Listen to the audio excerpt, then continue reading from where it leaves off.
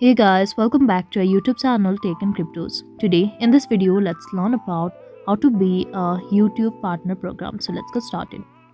For that, we need to get into any browser and search for YouTube partner program and we'll get all of these details. So at first, here are the details what we need to join. That is YouTube channel monetization policies. We need to follow that. And we need to be in the country where the YouTube partner program is available, and we need to follow the community guidelines and complete the two-step verification.